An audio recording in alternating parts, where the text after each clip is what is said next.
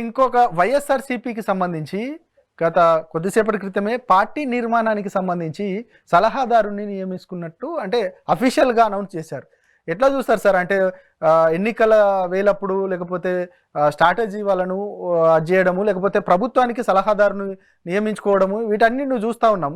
కానీ వైఎస్ఆర్‌సీపీ పార్టీ నిర్మాణానికి అంటే పునర్నిర్మాణానికి ఈ యొక్క సలహాదారుని పెట్టడం అని అంటే దాన్ని ఎట్లా చూస్తారు అసలు మీరు? మామూలుగా మనం రాజకీయాలు రెండు రకాల సలహాదారులు మీరు అన్నట్టు ప్రభుత్వానికి సలహాదారులు, డిపార్ట్మెంట్ సలహాదారులు, ఎన్నికల్లో స్ట్రాటజిస్టులు రూపంలో సలహాదారులు మనం చూసాము. ఇప్పుడు కొత్తగా జగన్మోహన్ రెడ్డి గారు పార్టీ నిర్మాణానికి అధ్యక్షుడు సలహాదారుగా పెట్టుకున్నారు. ఇది కొంచెం అనూహ్యమైనది, ఆశ్చర్యకరమైనది. ఎందుకంటే ఒక పార్టీ నిర్మాణం అనేది ఆ పార్టీ యొక్క బేస్ యొక్క భావోద్వేగంతో ముడిపడి ఉంటుంది.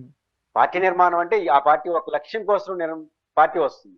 వైఎస్ఆర్ కాంగ్రెస్ పార్టీ రాజశేఖర రెడ్డి గారి మరణం తర్వాత రాజశేఖర రెడ్డి గారికి వ్యతిరేకంగా కాంగ్రెస్ పార్టీగా మారిపోయింది అనే భావజాలంలో ఒక ఎమోషనల్ ఫీలింగ్ తో వైఎస్ఆర్ కాంగ్రెస్ పార్టీ అనేది పుట్టింది.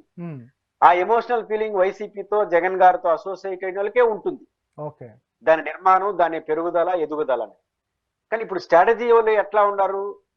ఇప్పుడు ప్రభుత్వ సలహాదారులుగా ఉండేవాళ్ళు సబ్జెక్ట్ సలహాదారులుగా ఉంటారు. ఎన్నికల స్ట్రాటజిస్ట్ ఎలాంటి వాళ్ళు? Business mens.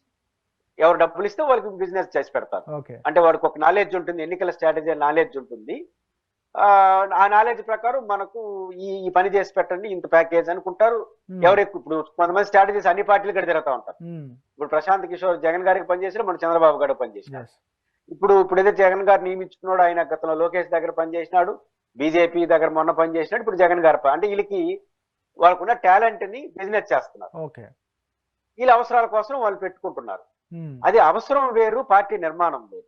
YSR Congress party ఎవరైనా పెట్టుకోవచ్చు, వాళ్ళ స్వేచ్ఛ అది. బట్ పార్టీ ఎమోషనల్ గా జరిగే నిర్మాణాన్ని ఒక జనరలైజ్ టాలెంట్ పర్సన్స్ తో అడ్వైజర్ గా పెట్టుకోవడం అనేది కొంచెం అనూహ్యమైనది. అది ఒక రాంగ్ సిగ్నల్ ఇవ్వడం, మీ బలహీనతగా బయట పెడుతుంది. అంటే వైఎస్ఆర్ కాంగ్రెస్ పార్టీకి ఒక ప్రొఫెషనల్ పొలిటికలిజం లేదు, చట్టం లేదు అనేది కనపడతా ఉంది. అంటే ఇన్ని రోజులుగా పార్టీ నిర్మాణం కూడా పూర్తిగా చేసుకోలేని పరిస్థితిలో ఉంది. ఆ ఇండికేషన్ కూడా పోతుంది కదా. ఒక తెలుగుదేశం వ్యతిరేకత, రాజశేఖర రెడ్డి గారి ఎమోషనల్ కనెక్షన్, జగన్మోహన్ రెడ్డి కొరకున్న సమ్మోహన రాజకీయ శక్తి, ఈ మూడే పెట్టుబడులుగా వైసీపీ నడుస్తాం తప్ప ఒక గ్రామ స్థాయి నుంచి రాష్ట్ర స్థాయి వరకు నిర్మాణం లేదు. నేను తిరుపతిలో ఉంటాను, నాకు తెలిసి పబ్లిక్ గా మా పార్టీలో చేరనని సభ్యత్వం నేను ఇంతవరకు ఎక్కడ చూడలా. అంటే ప్రతి సంవత్సరం ఏదో ఒక పార్టీ పబ్లిక్ గాను ఆన్లైన్ లోనూ సభ్యత్వం జరిపిస్తా ఉంటుంది. ఈ సంవత్సరం మా సభ్యత్వం టార్గెట్ 1 కోటి. అది కరెక్ట్ సభ్యత్వమా, మాస్ సభ్యత్వం అది పక్కన పెట్టేసేయండి.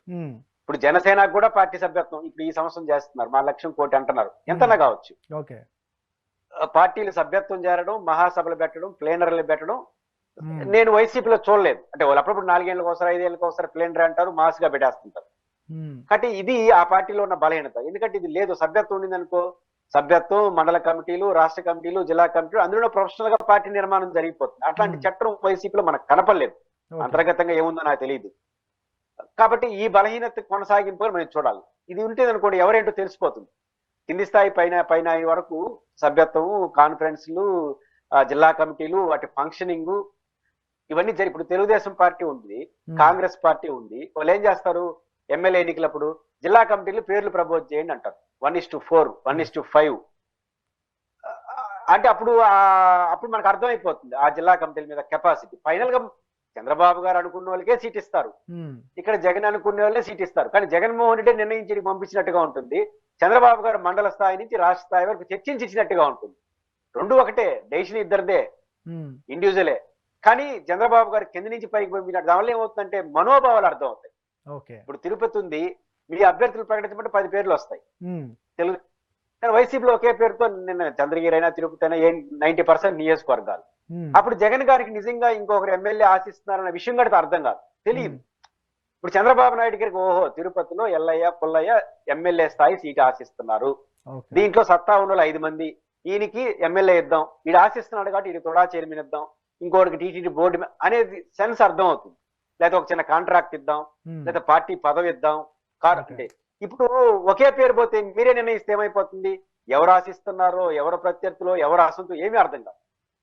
ఆ రకమైన బలహీనత ఉంది కాబట్టి దాన్ని సరిదిద్దడానికి కోసం ఆయన పెట్టుకున్నారు. బట్ ఇది ఆ పార్టీకి అంత మంచి లక్షణం కాదు.